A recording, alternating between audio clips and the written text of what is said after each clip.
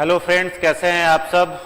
उम्मीद करते हैं सभी लोग अच्छे होंगे, खूब खुश होंगे, खूब जम करके पढ़ाई कर रहे होंगे, अपनी तैयारी को आगे बढ़ा रहे होंगे। तो आपके लिए साइंस का आज का सीरीज हम लेकर के आ गए हैं। 30 बेहतरीन प्रश्नों के साथ आज आपके बीच आए हैं और उम्मीद करते हैं कि ये सारे के सारे प्रश्न आपके परीक्षा के लिए, आपके लिए फ्रूटफुल होंगे, आपके एग्जाम के लिए लाभदायक सिद्ध होंगे। तो फटाफट आ जाइए, सारे लोग जुड़ते चले जाइए और आज के सेशन को पूरा एंजॉय करिए, खूब मजे से आज के प्रश्नों को सीखिए। अपने हाथ में कॉपी और पेन लेकर के बैठिएगा। बहुत सारी इंफॉर्मेशन आपको ऐसे मिलेंगे जिन्हें हो सकता है आप नहीं जानते हो, तो उन्हें एक जगह पर आप नोट करते चलेंगे ताकि आने वाले परीक्षा में आपको रिवाइज करने के लिए एक अच्छा आपके पास आपका खुद का बनाया हुआ कंटेंट, आपका खुद का बनाया हुआ बुकलेट तैयार रहे, जिससे आप अपनी तैयारी को और बेहतर करें। तो फटाफट जितने सारे आपके दोस्तों तक वीडियो नहीं पहुंचा हो, उन सारे दोस्तों तक वीडियो को शेयर कर दीजिए। चैनल पर नए हैं तो सब्सक्राइब कर लीजिए और वीडियो अगर अच्छा लगे तो एक बार सारे लोगों से निवेदन रहेगा कि वीडियो को लाइक जरूर कर देंगे। फटाफट देखते हैं कितने सारे लोग जुड़ चुके हैं। Kundan Bharti good evening, Nusrat Jahan good evening, Archana Kumari good evening, Praveen Kumar सभी को good evening, Sunita Kumari good evening, Sneha Lata, Payal Jha, Shikha Singh beauty, Chanda Kumari, Ratan Kumar Kesari, Kajal Kumari, Himanshu, Pihu Singh good evening sir, good evening, Shikha Singh sure, thank you, सभी लोगों को धन्यवाद। आफ्ताब अली, हाँ कल क्लास नहीं हो पाया था, कुछ टेक्निकल इशू था जिस कारण से कल हम क्लास नहीं ले पाए थे, लेकिन अब प्रयास करेंगे कि रेगुलर आप लोगों के बीच आए और 30 बेहतरीन क्वेश्चन लेकर के आए और उन 30 प्रश्नों से और भी कई सारे प्रश्न हम लोग सीखे। प्रणाम सभी को, प्रणाम सभी को, गुड इवनिंग, सभी लोगों की संध्या शुभ हो। और हमारे टेक्निकल टीम के दो महत्वपूर्ण जो हम लोगों को लगातार प्रेरित करते हैं आपके लिए वीडियो सीरीज लेकर के आने के लिए, संतोष जी और अजय जी, उन लोगों को स्पेशल थैंक्स। बहुत सारा कंट्रीब्यूशन आप दोनों का रहता है इस पूरे के पूरे सीरीज को लाने के लिए। सारे लोगों को गुड इवनिंग। चलिए अब समय को जाया नहीं करते हुए आज के सेशन को शुरू करते हैं। तो एक बार पूरे उत्साह के साथ, पूरे जोश के साथ, अपने अंदर हिम्मत भरते हुए, अगर जीवन में कभी फेलियर आए, जीवन में कभी असफलता आए तो घबराना नहीं है। किसी शायर ने कहा है, रोने से बिगड़ा हुआ मुकद्दर नहीं बनता, हवाओं में ताश का महल नहीं बनता। ध्यान से सुनिएगा, किसी ने कहा है हवाओं में ताश का महल नहीं बनता, रोने से बिगड़ा हुआ मुकद्दर नहीं बनता।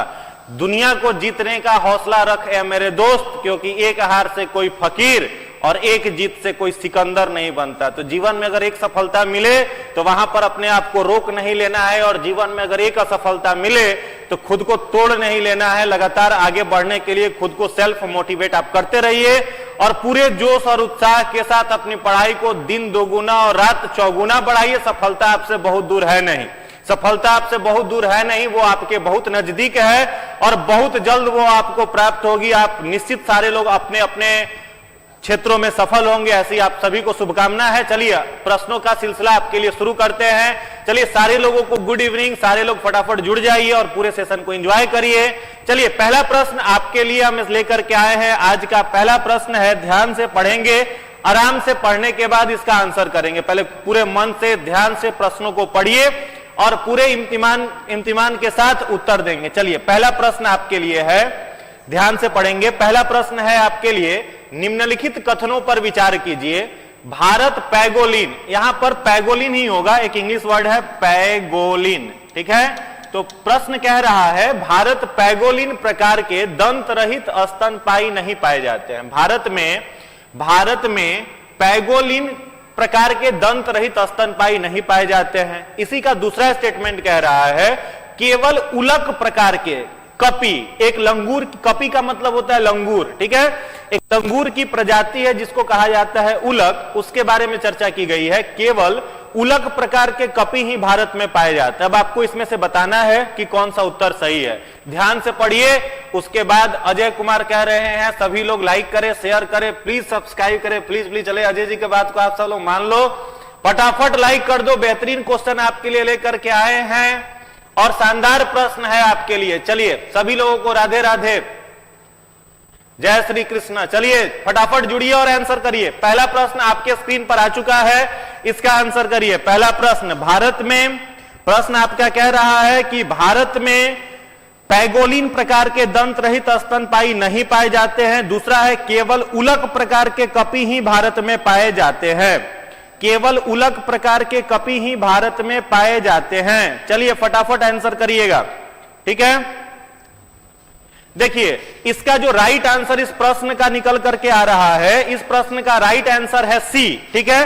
तो जितने सारे लोगों ने सी आंसर टिक किया है उन लोगों का आंसर सही है। जितने सारे लोगों ने सी आंसर टिक किया है उनका सभी का उत्तर सही है। बी आंसर कैसे आप सोच रहे हैं, देखिए समझिएगा, पैगोलिन प्रकार के दंत रहित स्तनपायी भारत में नहीं पाए जाते, बेसिकली ये ऑस्ट्रेलिया में पाए जाते हैं, ठीक है, ऑस्ट्रेलिया में पाए जाते हैं। जबकि कपि का मतलब आपको मैंने क्या बताया, लंगूर की एक प्रजाति है, जैसे गोरिल्ला, जैसे गिब्बन, ठीक है। तो इस तरीके गोरिल्ला टाइप का जो आपका लंगूर का प्रजाति है वो अफ्रीकन कंट्री में पाया जाता है, ठीक है। तो गोरिल्ला प्रकार का जो प्रजाति है कपि का वह अफ्रीकन देशों में पाया जाता है। तो भारत में कपि का मतलब लंगूर का केवल एक ही प्रजाति पाया जाता है, ध्यान रखोगे, जिसको हम लोग क्या कहते हैं, उलक कहते हैं। क्या कहते हैं, उलक कहते हैं। तो ये स्टेटमेंट भी सही है और पहला स्टेटमेंट भी सही है। आपको याद रखना है पैगोलिन प्रकार के जो दंत रहित जीव है वो ज्यादातर कहां पर, तो ऑस्ट्रेलियाई देशों में पाए जाते हैं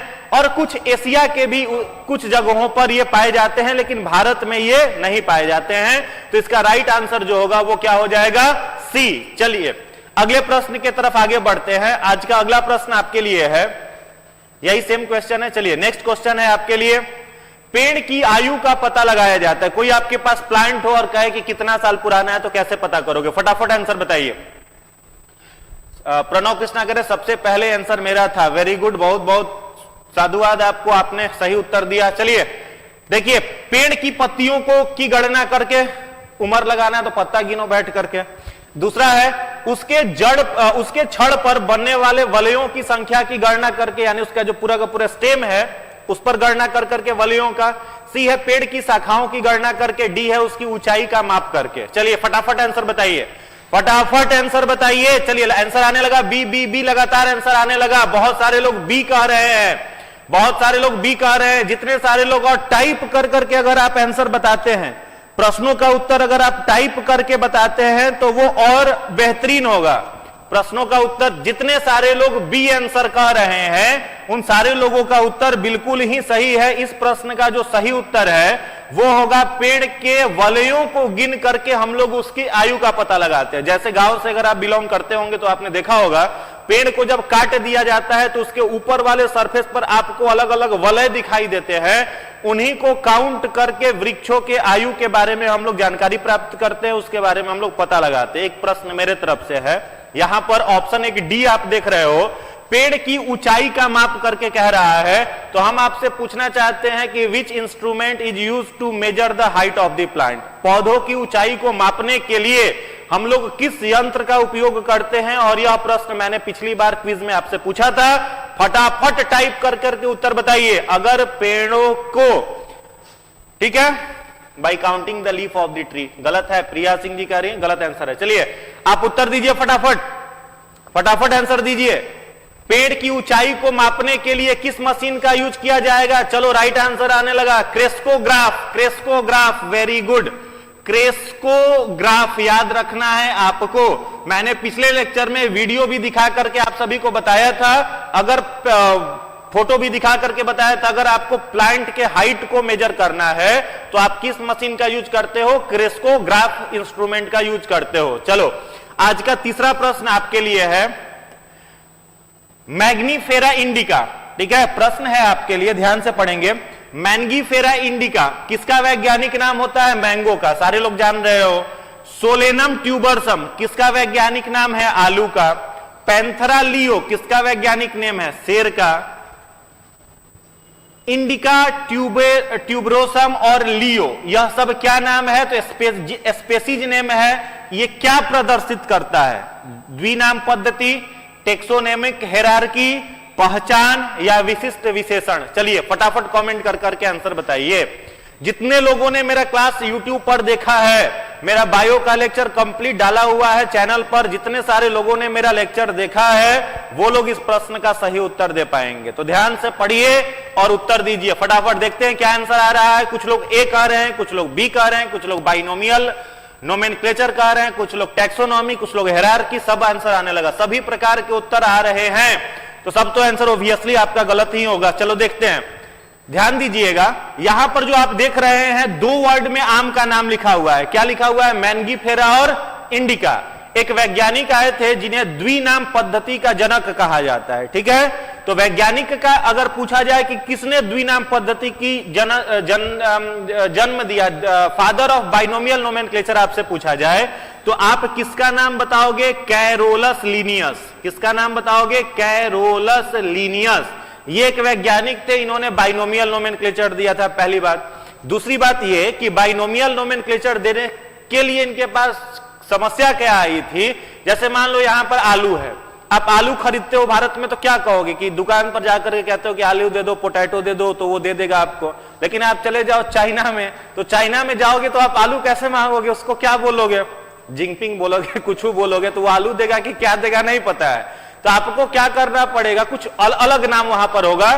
तो लीनियस के मन में एक बात आई कि क्यों ना हम एक ऐसा नोमेनक्लेचर बना दे, नामकरण की एक ऐसी पद्धति बना दे कि जो हम नामकरण कर दे बाइनोमियल नोमेनक्लेचर पर, पूरे वर्ल्ड वाइड में उसको उसी नाम से जाना जाए। और इसके लिए उन्होंने क्या बताया? इसके लिए उन्होंने क्या बताया? बाइनोमियल नोमेनक्लेचर का पूरा सिस्टम कैरोलस लीनियस जो थे वो लेकर के आए थे, ठीक है। अब इस बाइनोमियल नोमेनक्लेचर में क्या होता है? दो वर्ड का यूज किया जाता है। पहला वर्ड जो होता है इसे हम लोग कहते हैं जीनस नेम, और दूसरा एक वर्ड होता है, इसको हम लोग कहते हैं स्पेसीज नेम, ठीक है। जीनस नेम और स्पेसीज नेम। जैसे मान लो आपसे कहे कि यहां पर मेंढक को हम लोग मेंढक कह रहे हैं, लेकिन बाइनोमियल नोमेनक्लेचर में हम उसे मेढक ना कह करके क्या कहेंगे? राना टिग्रेना। मेंढक को क्या कहेंगे? राना टिग्रेना। तो राना यहां पर मेढक का जीनस नेम है, वहीं पर टिग्रेना जो है वो मेंढक का क्या है? स्पेसीज नेम है, ठीक है। राना मेढक का क्या है? जीनस नेम है। टिग्रेना मेढक का क्या है? स्पेसीज नेम है, ठीक है। तो उसी प्रकार से यह लिखा गया है। तो यहां पर मैग्नीफेरा क्या है? Genus name. इंडिका क्या है? Species name. तो प्रश्न पूछा गया था कि यह सिस्टम क्या है, तो आंसर निकल कर क्या आएगा? द्विनाम पद्धति, binomial system, binomial nomenclature. Very good, very good. चलिए, जितने सारे लोगों ने इसका पूरा का पूरा दिया है बाइनोमियल नोमेनक्लेचर, सभी का उत्तर बिल्कुल ही सही है। अब एक और प्रश्न आपसे पूछते हैं। वैज्ञानिक का नाम तो मैंने बता दिया, कैरोलस लीनियस। आपको आंसर करना है कि डाइवर्सिटी पर कैरोलस लीनियस ने कौन सी किताब लिखी थी। एकदम खूब पूछता है परीक्षा में। दो किताब का नाम एकदम याद ही कर लो, एक origin of species written by Charles Darwin, और दूसरा याद कर लो कि कौन सी किताब कैरोलस लीनियस ने लिखी। थोड़ी देर के बाद हम आंसर बताएंगे, पहले आप कमेंट में आंसर बताओ। चलो, which book was written by Carolus Linnaeus? फटाफट फटाफट आंसर करिए। क्या कोई बात नहीं, रॉन्ग आंसर हो गया, कोई दिक्कत नहीं, नया चीज इंफॉर्मेशन सीखिए और आगे सुधार करिए, कोई दिक्कत नहीं है। चलिए बताइए, कैरोलस लीनियस ने कौन सी किताब लिखी थी डाइवर्सिटी के ऊपर? Which book was written by Carolus Linnaeus on diversity? Diversity पर। चलिए, सही आंसर आने लगा। प्रियदर्शनी जी कह रही है सिस्टेमा नेचुरे। सिस्टेमा नेचुरे सही उत्तर आने लगा। तो आपको याद रखना है डाइवर्सिटी पर कौन सी किताब लिखी गई थी? सिस्टेमा नेचुरे नामक पुस्तक जो है वो डाइवर्सिटी पर आधारित है। और इसके लेखक कौन थे? इसके लेखक थे कैरोलस लीनियस। चलो अगले प्रश्न की तरफ आगे आते हैं। आज का अगला प्रश्न आपके लिए है, ध्यान से पढ़िए, उत्तर दीजिए। एक जीवों का वर्ग रखा गया है आर्कियोप्टेरिक्स, ठीक है। तो प्रश्न है, आर्कियोप्टेरिक्स किन वर्गों के प्राणियों के बीच की योजना कड़ी है? योजना कड़ी है, यहां पर होगा connective link. Connective link. Archaeopteryx is the connective link between which organism? चलिए उत्तर आने लगा। यूपीएससी प्रिया शर्मा कह रहे हैं बी, प्रणव कृष्णा बी, मनोहर यादव बी आंसर होगा। बहुत लोग बी कह रहे हैं, थोड़ी देर में हम उत्तर बताएंगे। उसके पहले सारे के सारे लोग क्विज में पार्टिसिपेट करिए, सब लोग कमेंट करिए कि उत्तर क्या आ रहा है। कमेंट को आप जब तक लिखिएगा नहीं, वो क्वेश्चन आपको याद नहीं होगा। तो पूरा लिखिए, टाइप करिए, लिखिए, मेहनत करिए। साइंस का 30 प्रश्न रहने वाला है आपकी परीक्षा में, हल्के में मत लीजिए, ध्यान से पढ़िए, उत्तर दीजिए, सब लोग पार्टिसिपेट करिए। रेप्टाइल्स एंड बर्ड्स आंसर आने लगा। Very good, very good. B answer आ रहा है। बी, आर्कियोप्टेरिक्स जो है वो किन दो वर्गों के बीच की योजना कड़ी है? फटाफट पढ़िए, उत्तर दीजिए। आर्कियोप्टेरिक्स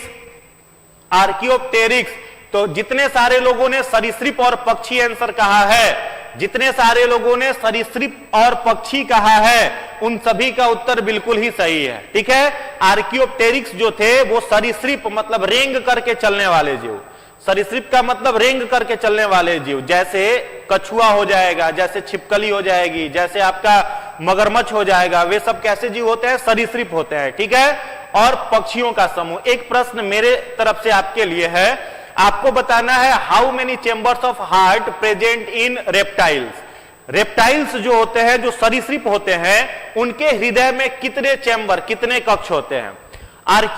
रेप्टाइल्स के हृदय के कितने चैम्बर है? फटाफट कमेंट करके बताइए, रेप्टाइल्स के हृदय में कितने चैम्बर हैं?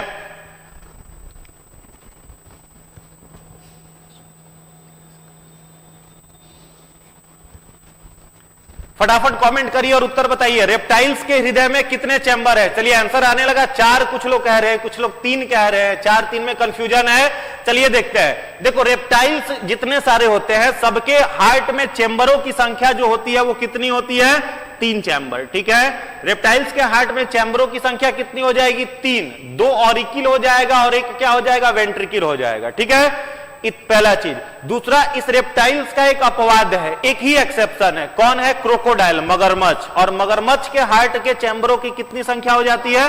4। तो केवल मगरमच्छ के हार्ट के चैम्बरों की संख्या 4 है, बाकी सारे के सारे रेप्टाइल्स के हार्ट की चैम्बरों की संख्या कितनी है? 3। एक और प्रश्न बताओ, रेप्टाइल्स और बर्ड्स, ठीक है, सरीसृप और पक्षी, इन दोनों का उत्सर्जी पदार्थ क्या होता है? Excretory material of reptiles and birds. Option है आपके पास अमोनिया, दूसरा ऑप्शन है आपके पास यूरिक एसिड, तीसरा ऑप्शन है आपके पास यूरिया। इन्हीं तीनों में से उत्तर बताना है, अमोनिया, यूरिक एसिड और यूरिया। इसमें से कौन सा रेप्टाइल्स का एक्सक्रीटरी वेस्ट होता है? फटाफट बताइए, फटाफट कमेंट करिए और बताइए फटाफट। कुछ लोग अमोनिया कह रहे हैं, अमोनिया गलत है, अमोनिया नहीं होगा, यूरिया भी नहीं होगा। Very good. जितने सारे लोग यूरिक एसिड कह रहे हैं सभी का उत्तर बिल्कुल ही सही है। ध्यान रखोगे, जो भी रेप्टाइल्स होता है, इस रेप्टाइल्स का एक्सक्रीटरी वेस्ट जो होता है वो क्या होता है? Uric acid. 3 जीवों का एक्सक्रीटरी वेस्ट यूरिक एसिड होता है। कोड बताए देते हैं, याद कर लो। यूरिक एसिड किसका किसका एक्सक्रीटरी वेस्ट है? RBI।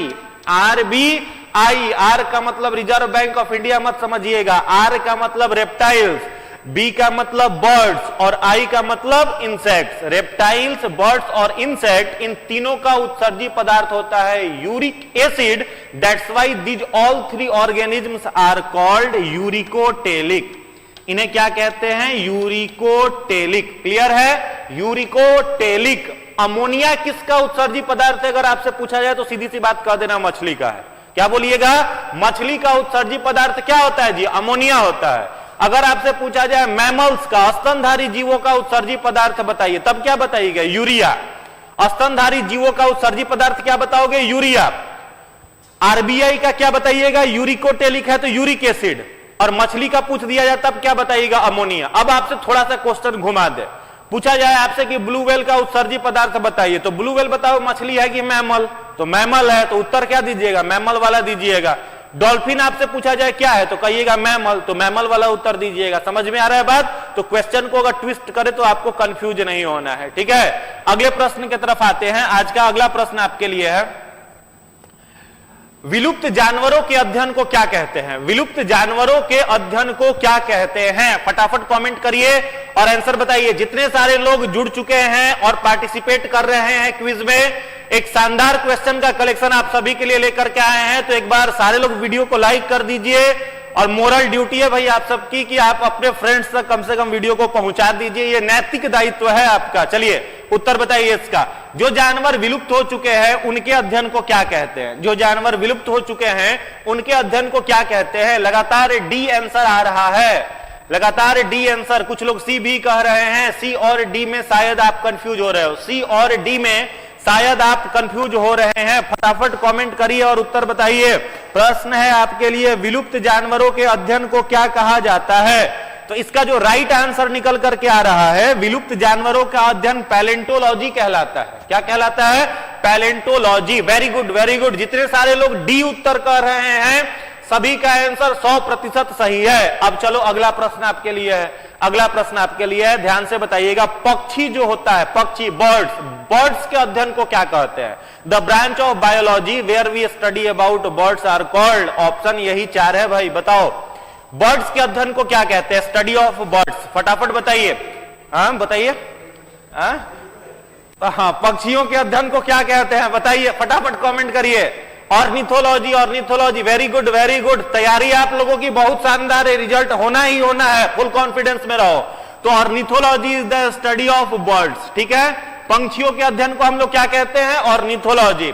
उसके बाद ये बेचारा चुपचाप बैठा हुआ है जियोलॉजी, तो जियोलॉजी को अगर हम लोग थोड़ा सा सुधार दे और यहां पर जूलॉजी कर दे तो यह किसका अध्ययन हो जाता है? एनिमल का। क्या हो जाता है? एनिमल का अध्ययन क्या कहलाता है? जूलॉजी। पंछियों का अध्ययन ऑर्निथोलॉजी, और विलुप्त हो चुके जीवों का अध्ययन पैलेंटोलॉजी। अगर थोड़ा सा क्वेश्चन घुमा दे, यहां पर विलुप्त हटा दे, जीवाश्म का अध्ययन पूछ दे, फॉसिल्स का, तो फॉसिल्स का भी होगा तो पैलेंटोलॉजी से ही रिलेटेड वो भी रहता है, ठीक है। तो अगर ऑप्शन में पैलेंटोलॉजी दे दे तो आप उसको टिक कर दीजिएगा, या फिर आपको आर्कियोलॉजी दे दे, आर्कियोलॉजी, तो उसको भी आप टिक कर सकते हैं। आपको अब चॉइस कर लेना है कि वहां ऑप्शन में क्या दे रहा है। चलिए अगला प्रश्न है आपके लिए, छठा क्वेश्चन है। सी एनीमोन एक जंतु का नाम है, सी एनीमोन प्रश्न कर रहा है, सी एनीमोन किस संघ से संबंधित है? 4 फाइलम का नाम बोर्ड पर है, फटाफट बताइए। सी anemone is belongs from which phylum? C anemone is belongs from which phylum? बताइए फटाफट। ऑप्शन ए है ऑर्थ्रोपोडा, ऑप्शन बी है निडेरिया, ऑप्शन बी है सी है पोरीफेरा, ऑप्शन डी है मोलस्का। इन 4 में से कोई एक सही उत्तर है, फटाफट बताइए, फटाफट बताइए, फटाफट बताइए। क्या आंसर आ रहा है? तो लगातार आंसर आने लगा, बी बी, कुछ लोग ए कह रहे हैं, ए बी डी में कंफ्यूजन है। शानदार क्वेश्चन है आज का क्वेश्चन, बहुत सीरियस होकर के खेलिए गेम को, ठीक है, और ध्यान से खेलिए, राइट आंसर देने का प्रयास करिए। तो इसका जो राइट आंसर होगा बी होगा, निडेरिया। क्या होगा? निडेरिया होगा, ठीक है। अब इन बाकी ऑप्शन पर हम लोग काम कर लेते हैं, ठीक है, ध्यान से देखना। यहां पर क्या लिखा हुआ है? ऑर्थोपोडा, तो 2 वर्ड्स से ये बना हुआ है। पहला वर्ड है इसमें ऑर्थो, तो ऑर्थो का मतलब होता है ज्वाइंटेड, जुड़ा हुआ। दूसरा वर्ड है इसमें पोडा, PODA, इस पोडा का मतलब होता है पैर। तो जिन जंतुओं का पैर आपस में कनेक्टेड रहता है, जुड़ा हुआ रहता है, उन जंतुओं को क्या कहा जाता है? ऑर्थोपोडा। ध्यान रखना है, arthropoda is the largest phylum of animal kingdom. जंतु जगत का सबसे बड़ा फाइलम कौन सा है? तो यही है। पूछा जाए आपसे कि जंतु जगत का सबसे बड़ा संघ का नाम बताओ, तो क्या आंसर दोगे? ऑर्थोपोडा। क्या आंसर दोगे? Arthropoda is the largest phylum of animal kingdom. इसमें सबसे अलग अलग प्रजाति के जंतु हैं, और जितने कीड़े मकोड़े हैं, जितने भी इंसेक्ट हैं, सारे के सारे इंसेक्ट किस में आते हैं जी? ऑर्थोपोडा में आते हैं। दूसरा यहां पर लिखा हुआ है पोरीफेरा, नाम से ही स्पष्ट है, पोर यहां पर है, पोर, PORE। तो पोरीफेरा के जीवों को क्या कहा जाता है? स्पॉन्ज। क्या कहा जाता है? स्पॉन्ज, क्योंकि इनके पूरे शरीर में छेद रहता है, स्पॉन्जी शेप रहता है, इस कारण से इन्हें पोरीफेरा कहा जाता है। कॉमनली कॉल्ड स्पॉन्जेज और कॉमनली कॉल्ड पोरीफेरा, ठीक है। अब इनमें 2 छेद पाया जाता है, एकदम याद कर लो। एक छेद को कहते हैं ऑस्टिया, OSTIA। क्या कहते हैं? Ostia, OSTIA। और दूसरे छेद को कहते हैं ऑस्कुलम। ऑस्टिया और ऑस्कुलम नामक 2 छेद पाए जाते हैं पोरीफेरा में, ठीक है। उसके बाद यहां पर लिखा हुआ है मोलस्का, तो एक जंतु का नाम आप सुने होंगे, ऑक्टोपस। सुने हैं कि नहीं सुने? सुने होंगे, सुने ही होंगे। क्या जंतु का नाम है? ऑक्टोपस। ऑक्टोपस में ऑक्टो 8 को पैर रहता है, तो ऑक्टोपस जो है वो किस फाइलम से बिलोंग करता है? मोलस्का से बिलोंग करता है। कोई डाउट कि नहीं को? कोई डाउट नहीं होना चाहिए, वेरी गुड। चलिए, तो सी एनीमोन किस फाइलम से बिलोंग करेगा? निडेरिया। सी एनीमोन किस फाइलम से बिलोंग करेगा? जितने जंतु हैं सब ऑर्थोपोडा में आता है। क्या सर? नहीं जी, जंतु सब ऑर्थोपोडा में नहीं। जंतु का मतलब वो एक एनिमल किंगडम है, उस एनिमल किंगडम में 10 फाइलम है, porifera, cnidaria, coelenterata, platyhelminthes, arthropoda, mollusca, echinodermata, hemichordata, chordata, ये सारे फाइलम है इसमें। और उस फाइलम में एक फाइलम है ये 4 ऑर्थोपोडा, ठीक है। तो ऑर्थोपोडा में आता है कीड़ा मकोड़ा, इंसेक्ट। निडेरिया जो हो गया उसमें आ जाता है सी एनीमोन, पोरीफेरा में आ जाएगा स्पॉन्ज, ऑक्टोपस आ जाएगा मोलस्का में। शायद क्लियर हो गया होगा आपका। चलिए, इस पर वीडियो मेरा यूट्यूब पर लेक्चर है, आप वहां से देख करके क्लियर कर सकते हैं। अगला प्रश्न आपके लिए है, निम्नलिखित में से कौन सी जोड़ी सुमेलित है? ठीक है, ध्यान से पढ़िए और उत्तर दीजिए। कौन सी जोड़ी सुमेलित है? लेक्सिकोग्राफी शब्दकोश का संकलन। एक यहां पर बायोलॉजी का ब्रांच है, ध्यान से देखिएगा, लेक्सिकोग्राफी। दूसरा वर्ड है यहां फिलोलॉजी, तीसरा वर्ड है यहां इंटेमोलॉजी और चौथा वर्ड है यहां आइकेनोग्राफी। इसमें से किसमें किसका अध्ययन किया जाता है? कौन सुमेलित है? चलिए फटाफट उत्तर बताइए। प्रणाम हिमांशु जी, प्रणाम सभी को प्रणाम। फटाफट आंसर बताइए, फटाफट उत्तर बताइए। प्रिया सिंह कह रहे दिखे तब तो आंसर करे। वीडियो क्वालिटी को बढ़ाइए, पीहू सिंह जी वीडियो क्वालिटी को बढ़ाइए, आपको आंसर दिखेगा। चलिए, निम्नलिखित में से कौन सी जोड़ी सुमेलित है? इसमें कौन सा मैच किया गया है? ध्यान से पढ़िए, उत्तर दीजिए। देखते हैं क्या उत्तर आ रहा है। बहुत लोग डी कह रहे हैं, डी डी डी लगातार आ रहा है। कुछ लोग ए, कुछ लोग ए। सूरज कुमार कह रहे हैं मेरा नाम लीजिए। क्वेश्चन का आंसर करो, आप नाम ले लेंगे, सभी का नाम ले रहे हैं। चलिए फटाफट उत्तर दीजिए। प्रश्न संख्या 7 का उत्तर दीजिए, 7 का उत्तर दीजिए। तो 7 जो है प्रश्न संख्या, इसका सही आंसर हो जाएगा लेक्सिकोग्राफी, ए। जितने सारे लोगों ने ए आंसर किया है सभी का उत्तर बिल्कुल ही सही है, सभी का उत्तर परफेक्ट है। जितने सारे लोगों ने ए उत्तर किया है। लेक्सिकोग्राफी किसका अध्ययन होता है? शब्दकोश, जो डिक्शनरी होता है उसका कंपाइलेशन का अध्ययन जो होता है उसको लेक्सिकोग्राफी कहते हैं। एंटेमोलॉजी तो यहां पर सीधे गलत है। एंटेमोलॉजी में क्या अध्ययन करते हैं हम लोग जी? कीटों का, कीड़ा मकोड़ा जो। तो सी आप कैसे उत्तर कर रहे हो? एंटेमोलॉजी में हम लोग कीट का अध्ययन करते हैं, ठीक है। और यहां पर ये दो खास ब्रांच नहीं है, कीट का उत्तर यहां पर दे रहा है, वो गलत है। मानव का अध्ययन अगर यहां पर लिख रहा है तो मानव का अध्ययन किसमें किया जाएगा? तो मानव के अंग तंत्रों का अध्ययन अगर किया जाए तो वो एनाटॉमी होता है। किसी भी जीव जंतु के अंग तंत्रों का अध्ययन एनाटॉमी होता है। तो सही उत्तर इसका ए है। जितने सारे लोग ए आंसर किए हैं सभी का उत्तर बिल्कुल ही सही है। चलिए अगला प्रश्न है, लिथोट्रिप्सी क्या है? ध्यान से पढ़िए और आंसर दीजिए। लिथोट्रिप्सी क्या है? पत्थरों पर लिखने की कला है। गुर्दा, गुर्दा का मतलब हो जाएगा किडनी, ठीक है, गुर्दे का मतलब होगा किडनी। गुर्दे की पथरी को किरणों के द्वारा तोड़ना। सी है कार्बन विधि से पत्थरों की आयु ज्ञात करना। डी है गृह प्रयोग के लिए पत्थरों को तराशना। या ई है उपरोक्त में से कोई नहीं या एक से अधिक। फटाफट आंसर दीजिए। चलिए देखते हैं कितने लोग इसका सही आंसर दे पाते हैं, कितने लोग इस प्रश्न का सही उत्तर दे पाते हैं, देखते हैं। चलिए फटाफट आंसर दीजिए। लिथोट्रिप्सी क्या है? लिथोट्रिप्सी में क्या किया जाता है? आंसर दीजिए फटाफट। लिथोट्रिप्सी, देखिए लिथोट्रिप्सी जो होता है एक सर्जरी का मेथड है, सर्जरी का एक तरीका है जिसमें किस चीज का काम किया जाता है? तो गुर्दे में, गुर्दे मतलब किडनी में अगर किसी की पथरी हो जाती है तो लेजर थेरेपी द्वारा तोड़ने का जो काम है वो लिथोट्रिप्सी में किया जाता है। Very good, very good. सारे बच्चे एक साथ बी आंसर कर रहे हैं, जबरदस्त। सभी लोगों की तैयारी बहुत अच्छी है। चलिए अगले प्रश्न पर आते हैं। आज का 9 क्वेश्चन है आपके लिए। निम्नलिखित में से कौन सा कोशिकांग पादप कोशिका तथा जंतु कोशिका दोनों में पाया जाता है? निम्नलिखित में से कौन सा कोशिकांग पादप कोशिका एवं जंतु कोशिका दोनों में पाया जाता है? ऑप्शन ए है कोशिका भित्ति, ऑप्शन बी है लाइसोसोम, सी है हरित लवक, डी है माइटोकॉन्ड्रिया। फटाफट बताइए, फटाफट बताइए। आंसर आने लगा। अंजलि सिंह बी कह रही हैं, नॉलेज विथ अजीत बी कह रहे हैं, प्रियंका कुमारी आंसर अभी तक नहीं दिए। चलिए फटाफट आंसर दीजिए, फटाफट उत्तर दीजिए, प्रश्न का सही उत्तर दीजिए। लास्ट में आप लोगों से हम पूछेंगे कि फाइनल किसका कितना मार्क्स आया, तो वो भी आपको बताना है।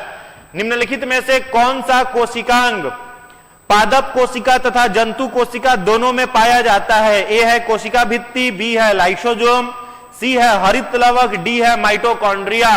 तो जितने सारे लोगों ने डी आंसर टिक किया है, वेरी गुड। माइटोकॉन्ड्रिया जितने सारे लोगों ने टिक किया है सभी का उत्तर बिल्कुल ही सही है। अब एक दो प्रश्न मेरे तरफ से है। देखो कोशिका भित्ति जो है पूछा जाए किस में होता है, किस में होता है? तो जंतु कोशिका में नहीं होता है, पादप में होता है। किस चीज का बना रहता है? सेलुलोज का बना रहता है। कवक में होता है, काइटिन का बना हुआ रहता है। बैक्टीरिया में होता है, पेप्टिडोग्लाइकेन का बना हुआ रहता है। इतना चीज याद करें।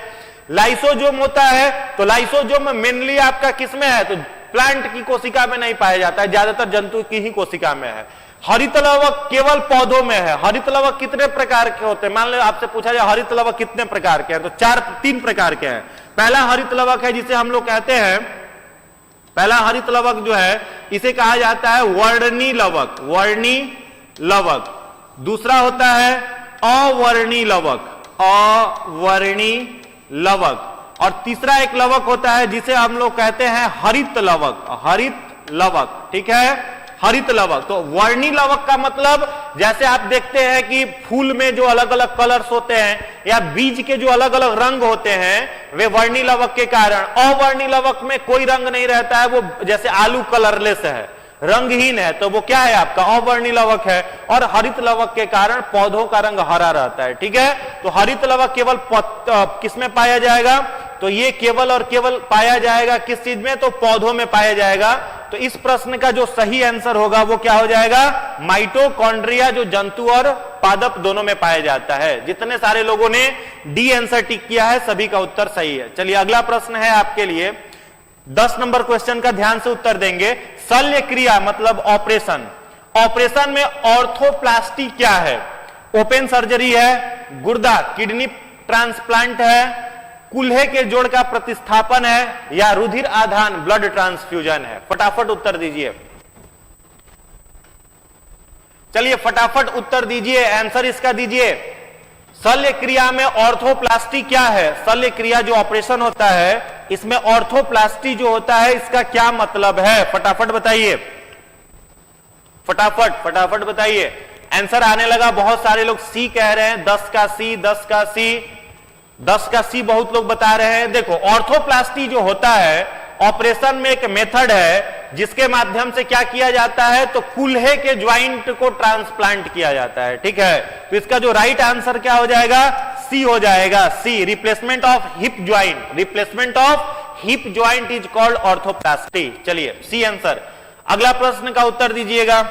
हृदय कब आराम करता है? आपका जो हृदय है कम से कम ही 25-30 बार क्वेश्चन आपका बीपीएससी पूछा है, अलग अलग पीसीएस पूछा है। हार्ट जो होता है हम लोगों का, यह कब आराम करता है? ऑप्शन ए है कभी नहीं, ऑप्शन बी है सोते समय, ऑप्शन सी है 2 धड़कनों के बीच में, ऑप्शन डी है यौगिक योगा का आसन करते हुए, यौगिक योगा आसन करते हुए, योग आसन करते हुए कब आराम करता है? देखते हैं क्या आंसर आ रहा है। कुछ लोग सी कह रहे हैं, कुछ लोग ए कह रहे हैं, चांदनी कुमारी कह रही है कभी नहीं। देखते हैं इसका सही उत्तर क्या होगा।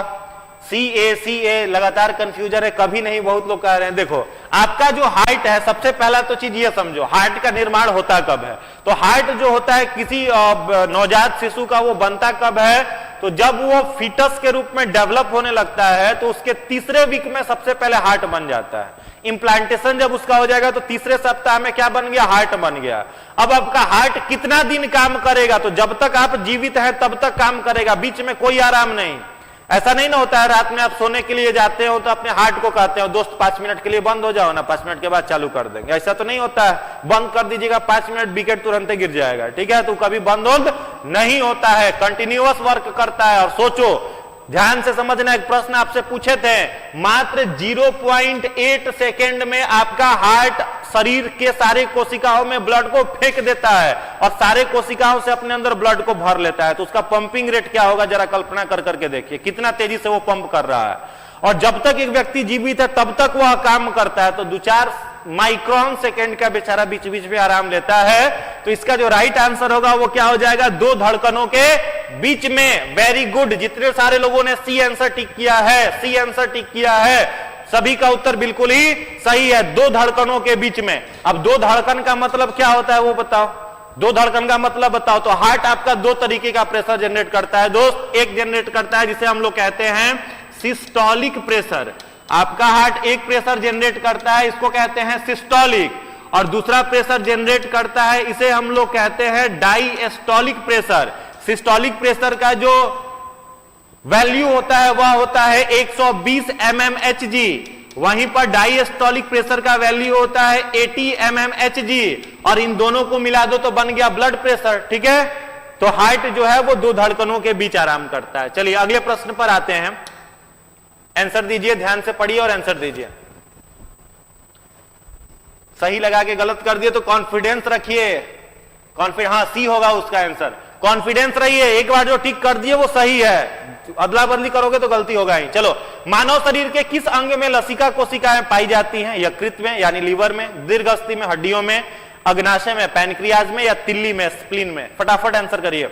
मानव शरीर के किस अंग में लसिका कोशिकाएं, लिम्फ सेल जो होता है वो कहां पर पाया जाता है? लिम्फ सेल कहां पर पाया जाता है? लिम्फ सेल कहां पर पाया जाता है? लिम्फ सेल कहां पर पाया जाता है? फटाफट बताओ। देखो, लिम्फ सेल जो है इस प्रश्न का जो सही उत्तर होगा वह होगा तिल्ली। तिल्ली का मतलब स्प्लीन, प्लीहा, जहां पर जाकर के आपका क्या डेट करता है? तो आरबीसी जाकर के बेचारा चुपचाप वहीं पर मर जाता है 120 दिन के बाद, ठीक है।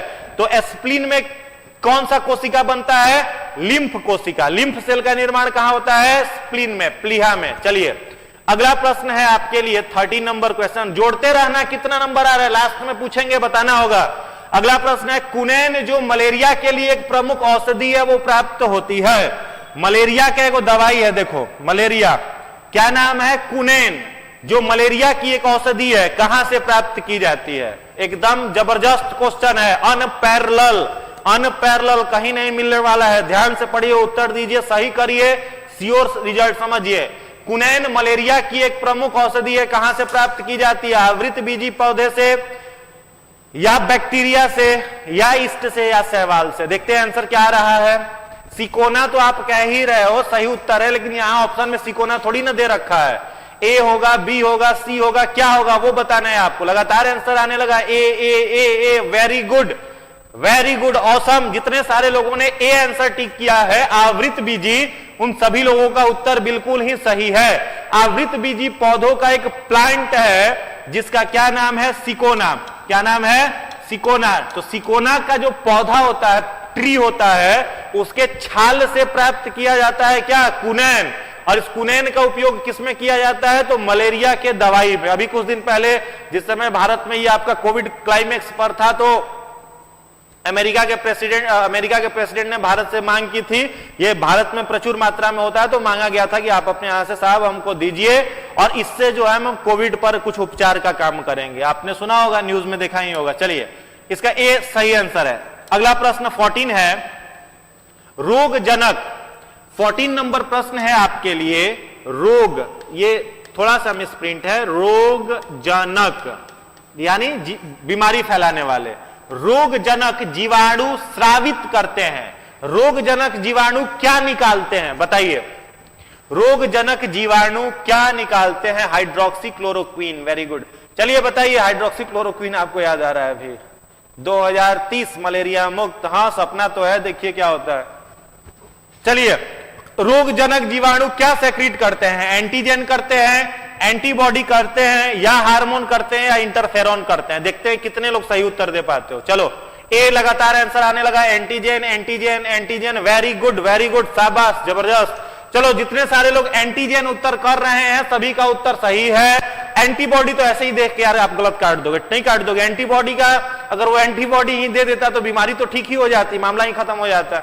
तो वो क्या सेक्रेट करता है? बीमारी फैलाने वाला एंटीजन सेक्रेट करता है। चलो, बिल्कुल सही जवाब है। अगला प्रश्न आपके लिए है, निमोनिया एक बीमारी है, एक बीमारी है जिसका नाम क्या है? निमोनिया। एक बीमारी है जिसका नाम है न्यूमोनिया। यहां पर पूरा ही हम लिख देते हैं, पढ़ने में आपको सुविधा होगी। न्यूमोनिया एक बीमारी है, क्या नाम है? निमोनिया। निमोनिया एक जीवाणु जनित रोग है जो किस प्रकार के जीवाणु द्वारा फैलाया जाता है? ऑप्शन ए है बैसिली, ऑप्शन बी है कोकाई, ऑप्शन सी है सर्पिलाकार, ऑप्शन बी है विब्रियो। आपको आकार बता करके हम अपने पिछले लेक्चर में आपको बताए थे। अब इसका गलत उत्तर दिए तो अच्छी बात नहीं है, ध्यान से पढ़िए और उत्तर दीजिए। पिछले सीरीज में जिन लोगों ने फोकस किया था, ध्यान से देखा था, सब लोग सही उत्तर दे दोगे। गलत उत्तर देखो तो अच्छी बात नहीं है। चलिए फटाफट पढ़िए और उत्तर दीजिए। निमोनिया किस प्रकार के बैक्टीरिया से होता है? देखते हैं क्या उत्तर आप दे रहे हो। डी आंसर आ रहा है, डी डी डी। ए भी आंसर आ रहा है, कुछ लोग ए डी कह रहे हैं,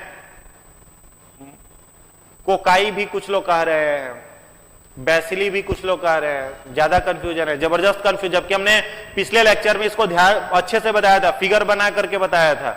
ध्यान से पढ़िए और उत्तर दीजिए। देखो देखते हैं क्या होगा। इस प्रश्न का जो सही उत्तर है वो क्या हो जाएगा, कोकाई। ठीक है, कोकाई।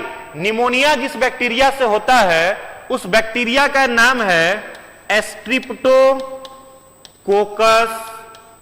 निमोनियाई। स्ट्रिप्टोकोकस निमोनियाई। ठीक है, तो स्ट्रिप्टो का मतलब होता है चेन में, कोकस का मतलब होता है जिसका आकार गोलाकार है। नाम लिख देते हैं, अभी कम से कम याद कर लीजिए, प्रश्न बार बार परेशान करेगा नहीं तो। बैसिली का मतलब होता है जिस बैक्टीरिया का आकार रॉड शेप है, छड़नुमा है, उसको बैसिली कहेंगे। जो सर्पिलाकार लिखा हुआ है यह किस आकार का होगा, स्प्रिंग शेप का होगा। कोकाई जो होगा यह गोलाकार होगा।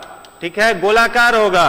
और वहीं पर विब्रियो जो है, जो विब्रियो है यह आपका कॉमा शेप होगा, कॉमा की तरह दिखेगा। ठीक है, तो स्ट्रिप्टोकोकस निमोनियाई जो है वो निमोनिया फैलाने वाला बैक्टीरिया है। जितने सारे लोगों ने इसका उत्तर कोकाई किया है सभी का उत्तर सही है। चलिए अगला प्रश्न है, निम्नलिखित अंगों में से किन्हें मानव उत्सर्जन अंगों के रूप में वर्गीकृत किया गया है। ऑप्शन ए है किडनी, ऑप्शन बी है लंग्स, ऑप्शन सी है हार्ट, ऑप्शन डी है त्वचा है स्किन, ऑप्शन पांचवा ऑप्शन इसमें दिया गया है वो है यकृत। अब यहां पर नीचे कूट दिया गया है, आपको इसमें से चुनना है ए बी सी डी या ई, ए बी सी डी या फिर ई, ए बी सी डी या फिर ई। फटाफट ध्यान से पढ़िए और उत्तर दीजिए। पहले आराम से पढ़ो, जल्दीबाजी के चक्कर में गलत नहीं करना है, जल्दीबाजी के चक्कर में गलत नहीं करना है। और एक बार अगर वीडियो अच्छा लग रहा है, क्वेश्चन नया है, फ्रेश है, सीखने को मिल रहा है तो लाइक कर दो और अपने दोस्तों तक आप पहुंचा दीजिए कम से कम इस वीडियो को, ताकि ज्यादा लोगों को फायदा मिल सके, हम लोगों का भी मेहनत जो है वो सार्थक हो सके। चलिए फटाफट आंसर दीजिए। डी आंसर आ रहा है, देखते हैं क्या से। कुछ लोग ए भी कह रहे हैं, ए और डी में लगातार कंफ्यूजन बना हुआ है, ए और डी में लगातार कंफ्यूजन बना हुआ है। 16 नंबर प्रश्न, ध्यान से पढ़िए, उत्तर दीजिए। उसके बाद ध्यान से पढ़िए और उत्तर दीजिए। देखो इस प्रश्न का जो सही उत्तर है, इस प्रश्न का जो सही उत्तर है वो है बी। क्या होगा, बी। अब समझिएगा, यहां पर आपसे कह रहा है उत्सर्जन, एक्सक्रीशन। एक्सक्रीशन को क्या डिफाइन करिएगा, removal of nitrogenous toxic waste from the body of any individual is called excretion. किसी भी जीव के शरीर से व्यर्थ उत्सर्जी पदार्थों का निष्कासन उत्सर्जन कहलाता है। जैसे पूछे हम लोगों का उत्सर्जन क्या होगा, तो हम लोग मैमल हैं तो यूरिया उत्सर्जित करेंगे, मछली अमोनिया उत्सर्जित करेगी। तो हम लोगों के बॉडी से एक्सक्रीशन किन किन अंगों से होता है, तो देखिए गुर्दा जो है, किडनी, ये मेन एक्सक्रीटरी ऑर्गन कहलाता है, याद रखिएगा। मेन एक्सक्रीटरी ऑर्गन कौन है, किडनी है। फेफड़ा जो है ये भी एक्सक्रीशन का काम करेगा, कार्बन डाइऑक्साइड तो रिलीज करता ही है, तो ये भी आपका होगा। उसके बाद हृदय आपका कह रहा है, तो हृदय, हार्ट जो है किसी चीज का एक्सक्रीशन नहीं करता, तो ये नहीं होगा। त्वचा जो है ये स्वेट निकालता है, पसीना निकालता है, तो ये भी होगा। और आपका यकृत जो है वो लीवर निकालता है, ये भी डिटॉक्सिफिकेशन का काम करता है, तो आपका यकृत लीवर भी होगा। तो सही उत्तर क्या हो जाएगा, 1, 2, 4 और 5। जितने सारे लोगों ने ऑप्शन बी टिक किया है सभी लोगों को वेल डन, सभी लोगों का उत्तर बिल्कुल ही सही है, स्वेट निकालता है स्किन। चलिए अगला प्रश्न है 17, ध्यान से पढ़िए, उत्तर दीजिए। 17 नंबर क्वेश्चन है, निम्नलिखित में से कौन से मनुष्यों में रोग प्रतिरोधी प्रतिरक्षा प्रणाली के रूप में कार्य करता है। रोग प्रतिरोधी का मतलब इम्यून सिस्टम, हम लोग बीमार नहीं पड़े उसको हम लोग कहते हैं रोग प्रतिरोधी प्रणाली के रूप में क्या काम करता है। त्वचा करता है, लार करता है, जठर रस करता है। ज्वर का मतलब क्या होगा, फीवर। बुखार को हम लोग क्या कहते हैं, ज्वर कहते हैं। अब इस कूट में से आपको उत्तर चुनना है, ध्यान से पढ़िए और आंसर चुनिए, ध्यान से पढ़िए और आंसर चुनिए, ध्यान से पढ़िए और आंसर चुनिए। क्या होगा इसका सही उत्तर, 17 फटाफट बताइए।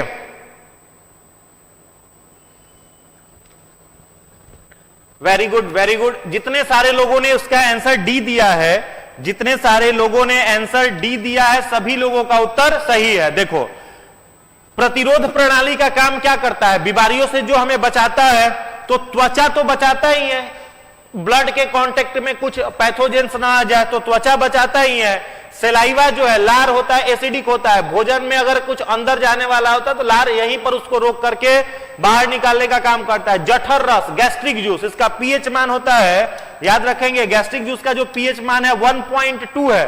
तो सोच सकते हो कि कितना एसिडिक है। अगर गलती से कोई हम लोगों के स्टमक में पहुंच गया तो छटपटा कोई में मर जाएगा।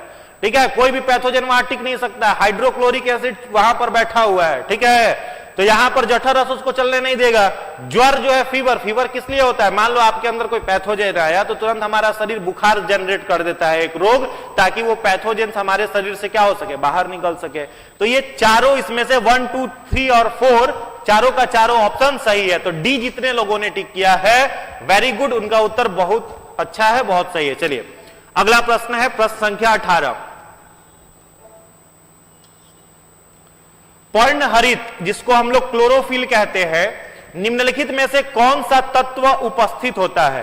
क्लोरोफिल में क्या पाया जाता है? क्लोरोफिल में क्या पाया जाता है? पायल जाकर मेरा गलत हो गया सर, कोई दिक्कत नहीं, नेक्स्ट सही करिएगा। चलिए उत्तर दीजिए, चलिए फटाफट आंसर करिए, फटाफट आंसर करिए। क्लोरोफिल में क्या पाया जाता है? बेरिलियम, मैग्नीशियम, कैल्शियम या फिर बेरियम? फटाफट आंसर करिए। क्लोरोफिल में क्या पाया जाता है? क्लोरोफिल में क्या पाया जाता है? देखो, क्लोरोफिल में क्या पाया जाता है? मैग्नीशियम। क्लोरोफिल में क्या पाया जाएगा? मैग्नीशियम पाया जाएगा। अगर आपसे हम पूछते मैग्नीशियम और कहां पर पाया जाएगा, तो याद रखिएगा फ्लैश लाइट। फ्लैश लाइट जो होता है उसमें भी क्या पाया जाता है? मैग्नीशियम। फ्लैश लाइट जो होता है कहां पर पाया जाता है? फ्लैश लाइट, मैग्नीशियम जो होता है वो फ्लैश लाइट में भी पाया जाता है, फ्लैश लाइट में। चलो एक प्रश्न आपसे पूछते हैं, सबसे भारी धातु का नाम बताओ।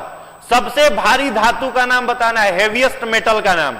सबसे भारी धातु का नाम बताइए पीरियोडिक टेबल में। सबसे भारी धातु का नाम ऑसियम। वेरी गुड, जितने सारे लोग ऑसियम कह रहे हैं सभी का उत्तर बिल्कुल ही सही है। हाँ जी, फ्लैश लाइट में भी आपका पाया जाता है क्या? मैग्नीशियम। ऑसियम जो है वो क्या है? सबसे हेवीएस्ट मेटल है, सबसे भारी धातु है। चलिए अगला प्रश्न देखते हैं, आज का 18 नंबर क्वेश्चन है। वसा में घुलनशील विटामिन है, the vitamin which is soluble in fat. वसा में घुलनशील विटामिन का नाम, ऑप्शन दिया हुआ है, बताइए। ऑस्मियम बिल्कुल ही सही जवाब है। ऑस्मियम जितने लोग कह रहे हैं सभी का उत्तर बिल्कुल ही सही है। चलिए अब अगला प्रश्न आपके लिए आ गया है, उस पर ध्यान दीजिए, उस पर केंद्रित होइए। चलिए अगला प्रश्न आ गया है, उस पर ध्यान दीजिए, उस पर केंद्रित होइए। चलिए, वसा में कौन सा विटामिन घुलनशील है? बी एंड सी तो ठीक है, वो सभी लोग जान रहा है। बी और सी को कोड में लिखा हुआ है, यहां पर उसका वैज्ञानिक नाम लिख दिया गया है, वही आपको ढूंढना है। चलिए फटाफट बताइए। टोकोफेरॉल या niacin, calciferol, carotene, tocopherol, ascorbic अम्ल, कैल्सीफेरॉल, राइबोफ्लेविन, थियामीन, कैरोटीन या बायोटीन? इनमें से कोई नहीं, इनमें से एक से अधिक। फटाफट कमेंट करिए, आंसर बताइए। प्रश्न संख्या 19, प्रश्न संख्या 19, प्रश्न संख्या 19। वेरी गुड, बी आंसर जितने लोग कह रहे हैं, बी आंसर जितने लोग कह रहे हैं सभी का उत्तर सही है। ये है डी, ये है ए और ये है सी। डी ए सी, ठीक है, मिला लेंगे। D A E, sorry D A E यहां होगा, सी गलती से लिख दिया, D A E. Very good. Tocopherol को क्या बोला जाता है? Vitamin A. कैरोटीन का मतलब tocopherol vitamin E, carotene vitamin A, और कोलीकैल्सीफेरॉल जो होता है उसको हम लोग बोलते हैं विटामिन डी। बिल्कुल सही जवाब है। जितने सारे लोगों ने बी आंसर किया है सभी का उत्तर बिल्कुल ही सही है। चलिए अगला प्रश्न है, नेक्स्ट क्वेश्चन का जवाब दीजिए। अंतरिक्ष यात्री निर्वात में, निर्वात का मतलब वैक्यूम, अंतरिक्ष यात्री निर्वात में सीधे खड़े नहीं रह सकते हैं क्योंकि वहां गुरुत्व नहीं होता है, वायुमंडल में श्यानता बल बहुत तीव्र होता है, सी है सौर वायु ऊपर की ओर बल लगाती है, डी है वायुमंडलीय दबाव बहुत कम होता है। फटाफट आंसर बताइए, फटाफट उत्तर बताइए। गुरुत्व नहीं है, बिल्कुल सही जवाब है। चलिए देखते हैं कितने लोग इस प्रश्न का सही उत्तर बताते हैं। कितने लोग इस प्रश्न का सही उत्तर बताते हैं? क्विज में पूरे मजे से भाग लीजिए, साइंस क्विज चल रहा है, स्कूल में भी आप लोग बहुत खेले होंगे साइंस क्विज। चलिए बताइए, अंतरिक्ष यात्री जो होता है वे वैक्यूम में खड़े नहीं हो पाते हैं, क्या कारण है? चलिए सही जवाब है, जितने सारे लोग ए आंसर कर रहे हैं सभी का जवाब बिल्कुल ही सही है। वहां पर क्या नहीं होता? ग्रेविटेशन जो होता है वो नहीं होता है, इसलिए वे सीधे खड़े नहीं रह सकते हैं। ए इज द राइट आंसर। चलिए अगला प्रश्न है, अंतरिक्ष यान जो चक्कर लगा रहा है उसमें से एक सेब अगर फेंक दिया जाए तो क्या होगा? यह सब प्रेजेंस ऑफ माइंड पर बनने वाला क्वेश्चन है। ए है पृथ्वी की ओर गिरेगा, बी है कम गति से गतिमान होगा, सी है अंतरिक्ष यान के साथ साथ उसी गति से गतिमान होगा, ऑप्शन डी है अधिक गति से गतिमान होगा। फटाफट बताओ, कमेंट करो। सी आंसर आने लगा, कुछ लोग ए कह रहे हैं, कुछ लोग ए और सी दोनों कह रहे हैं, कंफ्यूजन है शायद। चलिए बताइए क्या आंसर होगा। अगर नया क्वेश्चन आपको मिल रहा है तो सभी लोगों से निवेदन है एक बार लाइक जरूर कर देंगे, उससे हम लोगों को मोटिवेशन मिलता है और अच्छे अच्छे प्रश्न हम लोग आपके लिए लेकर के आते हैं। ठीक है, ये सीरीज जो आप देख रहे हैं ये सेलेक्ट करना पड़ता है क्वेश्चन, तब आपके लिए लेकर के आया जाता है। तो अगर आपको नए इंफॉर्मेशन मिल रहे हैं तो सभी लोगों के से रिक्वेस्ट है कि वीडियो को एक बार जरूर लाइक कर दीजिए और अपने फ्रेंड्स तक, जो भी आप ग्रुप में स्टडी करते हैं उन तक शेयर कर दीजिए। चलिए फटाफट उत्तर दीजिए, 21 नंबर प्रश्न का सही उत्तर जो है वो क्या होगा? फटाफट उत्तर दीजिए, फटाफट। चलिए देखते हैं इसका सही उत्तर क्या होगा। तो इसका सही उत्तर होगा सी, अंतरिक्ष यान के साथ साथ उसी गति से वो भी क्या करेगा? घूमना शुरू कर देगा। C is the right answer. Very good, very good. जितने सारे लोग सी आंसर किए हैं सभी का उत्तर सही है, अंतरिक्ष यान के साथ साथ उसी गति से वो भी घूमना शुरू कर देगा। 22 नंबर प्रश्न है, लोहे की कील पारे पर तैरती है जबकि वह पानी में डूब जाती है। लोहा का कोई कांटी है, पानी पारे पर डाल दो लेट पर, वो क्या करेगा? तैरेगा। पानी में डाल दो डूब जाएगा, क्या कारण है बताओ? क्या कारण है बताइए, चलिए फटाफट बताइए। लोहे की कील पारे पर तैरती है, लेड पर तैरती है। पारा मतलब लेड, सॉरी HG, पारे का मतलब यहां पर क्या हो जाएगा? HG। पारा जो होता है उस पर तैरता है जबकि वह पानी में क्या होता है? डूब जाता है। ए है लोहे की पारे से रासायनिक क्रिया की प्रवृत्ति पानी की तुलना में कम होती है, लोहे का भार पानी के भार से अधिक तथा पारे से कम होता है। सी है लोहे का घनत्व पानी से अधिक तथा पारे से कम होता है। डी है पारा पानी से भारी है। चलिए फटाफट आंसर दीजिए, 22 नंबर प्रश्न का सही उत्तर दीजिए, सही उत्तर दीजिए। वेरी गुड, सी सी सी लगातार आने लगा। जितने सारे लोगों ने इसका उत्तर सी दिया है सभी का उत्तर सही है। लोहे का घनत्व पानी के घनत्व से क्या होता है? अधिक होता है, और पारे का क्या होता है? कम होता है। इस कारण से सी आंसर देने वाले सभी लोगों का सही है। अगला प्रश्न है, परमाणु के कक्षों को भरने का क्रम नियंत्रित होता है। आप लोग बहुत बार पढ़े होंगे इलेक्ट्रॉनिक कॉन्फ़िगरेशन, 11th क्लास में भी आपको मिला होगा। इलेक्ट्रॉनिक कॉन्फ़िगरेशन पढ़े ना 11th क्लास में, वहां पर भी मिला होगा, या फिर आप 9th क्लास में तो सब लोग ऑलमोस्ट पढ़े ही होंगे साइंस, वहां पर आपको मिला होगा। आंसर दीजिए, आंसर दीजिए फटाफट। हुंड्स रूल कह रहे हैं, कैसे हुंड्स रूल होगा जी? कुछ भी कहीं भी आप अप्लाई कर रहे हैं, हुंड्स रूल कहां से होगा? ध्यान से पढ़िए पहले फिर आंसर दीजिए। कुछ लोग ई कह रहे हैं, बी कह रहे हैं, सी कह रहे हैं। ध्यान से पढ़िए उसके बाद उत्तर दीजिए, पूरा अच्छे से पढ़िए उसके बाद बताइए। इसका जो सही आंसर होगा देखते हैं, ए बी सी।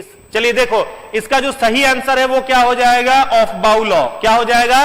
ऑफ बाउ लॉ। ठीक है, ऑफ बाउ एक जर्मन वर्ड है। ऑफ बाउ क्या है? एक जर्मन वर्ड है। इस वर्ड का मतलब होता है बनाना, बनाना, किसी चीज का निर्माण, टू बिल्ड। क्या होता है? टू बिल्ड, किसी चीज का क्या करना? निर्माण करना। क्या कहलाता है? ऑफ बाउ कहलाता है। जर्मनी का एक शब्द है ऑफ बाउ। वेरी गुड, जितने सारे लोगों ने इसका उत्तर बी दिया है ऑफ बाउ लॉ, सभी लोगों का आंसर सही है। चलिए अगला प्रश्न है, कोहरे में निम्नलिखित में से कौन सा कोलाइडी तंत्र अभिव्यक्त होता है? कोहरा जो होता है उसमें क्या होता है? गैस में द्रव्य मिला हुआ रहता है, द्रव्य में गैस मिला हुआ रहता है, गैस में ठोस मिला हुआ रहता है, द्रव्य में द्रव्य मिला रहता है। इस तरीके का प्रश्न एक ना एक पूछेगा ही आपकी परीक्षा में, एकदम श्योर रहना। तो ध्यान से पढ़िए, उसके बाद उत्तर दीजिए। गैस द्रव्य कह रहे हैं कुछ लोग, ऑप्शन लिखिए क्या होगा। कुछ लोग गैस द्रव्य लिख रहे हैं। देखते हैं यह प्रश्न कितने लोग सही कर पाते हैं। कोहरे में निम्नलिखित में से कौन सा कोलाइडी अभिव्यक्त होता है? कोलाइडी तंत्र जो होता है वो अभिव्यक्त होता है। चलिए देखते हैं, इसका जो राइट आंसर होगा वो होगा गैस में द्रव्य। ठीक है, कोहरा जो होता है फॉग है, गैस है, उसी गैस में क्या होता है? वाटर वेपर होता है। ठीक है, तो गैस में द्रव्य मिलता है, गैस में जब लिक्विड मिलता है तब जाकर के क्या बनता है? कोहरा बनता है। तो ये जितने सारे लोगों ने किया है सभी लोगों का आंसर सही है। चलिए अगला प्रश्न है, ठोस कपूर से कपूर वाष्प बनाने की प्रक्रिया क्या कहलाती है? अगर सॉलिड आपके पास कैम्फर है, उससे आप क्या कर रहे हैं? कपूर वाष्प, उसको जला रहे हैं, तो वो प्रक्रिया क्या कहलाती है? चलिए फटाफट आंसर दीजिए, फटाफट आंसर दीजिए।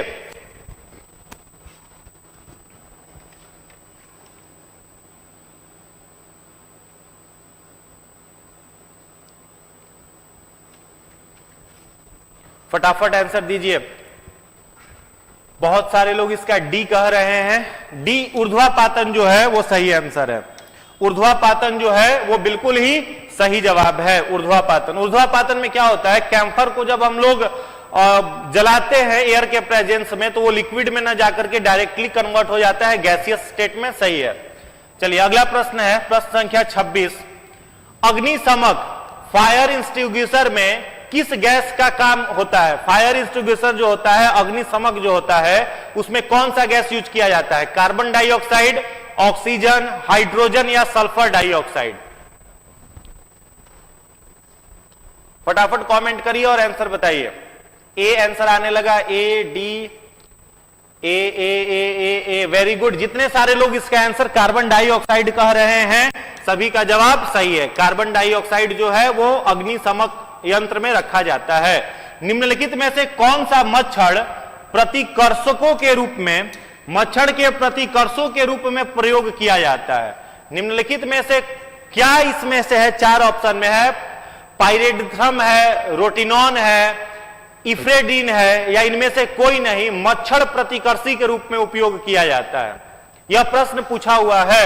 चलिए फटाफट बताइए, फटाफट। ए और सी, ए और सी, पाइरेथ्रम होगा या फिर आपका रोटिनोन होगा या इफ्रेड्रीन होगा या ऑप्शन डी होगा? प्रश्न संख्या 27, ध्यान से पढ़िए, उसके बाद उत्तर दीजिए। वेरी गुड, वेरी गुड, सही आंसर आने लगा। कुछ लोगों का उत्तर गलत भी है। इसका जो सही आंसर होगा वो होगा पाइरेथ्रम। ठीक है, पाइरेथ्रम का उपयोग किसमें किया जाता है? तो मच्छर के प्रतिकर्षक के रूप में इसका उपयोग होता है। चलिए अगला प्रश्न है आपके लिए, चूहा मारने का जहर किस रासायनिक पदार्थ से बनता है? घर में अगर चूहे परेशान कर रहे हो तो किस रासायनिक का उपयोग किया जाता है? फटाफट कमेंट करिए। Ethyl alcohol, methyl isocyanate, potassium cyanide या इथाइल आइसोसाइनाइड? फटाफट कमेंट करिए और आंसर बताइए। किसका उपयोग किया जाएगा? मच्छर के प्रतिकर्षक के, चूहे के मारने के जहर में किस रासायनिक पदार्थ का उपयोग किया जाएगा? चलिए सी आंसर आने लगा, सी सी सी लगातार, पोटेशियम साइनाइड का। किसका उपयोग हम लोग करेंगे? पोटेशियम साइनाइड का उपयोग किया जाता है किस काम में? तो चूहे मारने के जहर में, पोटेशियम साइनाइड। अगला प्रश्न है, रोडोंटिसाइड, रोडोंटिसाइड, रोडोंट किसे कहा जाता है? आप समझ जाओगे तो उसका सही उत्तर दे दोगे। रोडोंट का मतलब होता है कुतरने वाले जीव। ठीक है, जो जीव क्या काम करते हैं? कुतरने का काम करते हैं। तो रोडोंटिसाइड वह रसायन है जिनका प्रयोग किया जाता है किसको नियंत्रण करने के लिए? चमगादड़ों को, बंदरों को, चूहों को या खरगोश को? सी आंसर आ रहा है, रैट। सी बंदर भी आ रहा है। कुछ लोग, बंदर कब से कुतरने लगा? बंदर भी कुतरने का काम कब से करने लगा? ध्यान से पढ़िए, हमने बता दिया कुतरने वाले जीव, रोडोंटिसाइड। रोडोंटो का मतलब होता है कुतरने वाले जीव। ध्यान से पढ़िए, उसके बाद उत्तर दीजिए। ध्यान से पढ़िए, उत्तर दीजिए। चलिए सही आंसर क्या होगा इसमें? सी, चूहा। चूहा को नियंत्रण में लाने के लिए इसका उपयोग किया जाता है, रोडेंटिसाइड का उपयोग किया जाता है। चलिए आज का लास्ट प्रश्न आपके लिए है, यह प्रश्न ध्यान से पढ़िए, सही उत्तर दीजिए। कार्बन डेटिंग का प्रयोग किसकी उम्र निर्धारित करने के लिए किया जाता है? वृक्ष का, पृथ्वी का, फॉसिल्स का या चट्टान का? लास्ट क्वेश्चन है, ध्यान से पढ़िए, उसके बाद उत्तर दीजिए। सी आंसर आ रहा है, सी अभी तक अगला प्रश्न आ चुका है, 30 नंबर क्वेश्चन आ चुका है, उसका आंसर दीजिए। प्रश्न संख्या 30 का उत्तर दीजिए। कार्बन डेटिंग का प्रयोग किसकी उम्र निर्धारित करने के लिए किया जाता है? वृक्षों का, पृथ्वी का, फॉसिल्स का या चट्टान का? फटाफट बताइए। तो कार्बन डेटिंग, चलिए सही आंसर आ रहा है, देखते हैं, बी सी लगातार उत्तर आ रहा है, सी डी ई फॉसिल। चलो देखते ई कहां से होगा। ठीक है, कार्बन डेटिंग का उपयोग हम लोग क्या करते हैं? तो फॉसिल्स के लिए करते हैं। ठीक है, फॉसिल्स, जीवाश्मों के उम्र का निर्धारण करने के लिए किसका उपयोग किया जाता है? कार्बन डेटिंग का उपयोग किया जाता है। वेरी गुड, जितने सारे लोगों ने सी आंसर टिक किया है सभी लोगों का उत्तर सही है। फटाफट अब जोड़ करके बता दीजिए कि आपका कितना नंबर आया। और अगर वीडियो आप बाद में देखिएगा, क्लास खत्म होने के बाद देखिएगा, लाइव सेशन अगर आप अटेंड नहीं कर रहे हैं, फिर भी कमेंट सेक्शन में आप आकर के जरूर बताइएगा कि आपका कितना नंबर आज के टेस्ट में रहा, आज के क्विज में रहा। खूब मन लगा करके पढ़िए, खूब खुश रहिए। सभी लोगों से निवेदन है कि आज के समय में तनाव रहित रहने के लिए, तनाव से दूर भागने के लिए, स्ट्रेस और एंजाइटी से बचे रहने के लिए सिंगल एक उपाय है, मेडिटेशन करिए, ध्यान करिए। सारे लोग सुबह में जग करके एक्सरसाइज, योगा कर करके बॉडी को जरूर फिट रखिए। एक स्वस्थ शरीर में ही एक स्वस्थ मन रह सकता है। अगर स्वस्थ शरीर का स्वास्थ्य खराब है तो उसमें आपका एक हेल्दी माइंड कभी भी काम नहीं करेगा। तो मेंटली फिट रहने के लिए फिजिकली भी फिट अपने आप को रखना पड़ेगा। खूब चुस्त तंदुरुस्त रहिए, खूब मन लगा करके पढ़िए। चलते चलते दो शब्द आप सभी के लिए, सजती रहे खुशियों की महफिल, हर खुशियां सुहानी हो। आप सब अपने जिंदगी में इतना खुश रहे कि खुशियां आपकी दीवानी हो। बहुत बहुत धन्यवाद, बहुत बहुत थैंक यू आप सभी को। लास्ट में आप अपना टोटल मार्क्स जोड़ करके जरूर बता दीजिएगा कि आज के क्विज में आपका कितना नंबर रहा। वीडियो अच्छा लगा हो तो एक बार जरूर लाइक कर दीजिएगा। जो भी नए नए इंफॉर्मेशन आपको आज के वीडियो में सीखने के लिए मिला वो आप सारे लोग शेयर करेंगे। बस कुछ ही देर में आपके लिए करंट सेशन का भी जो एपिसोड है, करंट अफेयर्स का, वो आपके लिए लेकर के सर आएंगे, तो उसको भी इंजॉय करिए, खूब जम करके प्रिपरेशन करिए। इस बार का रिजल्ट आपका होना ही चाहिए।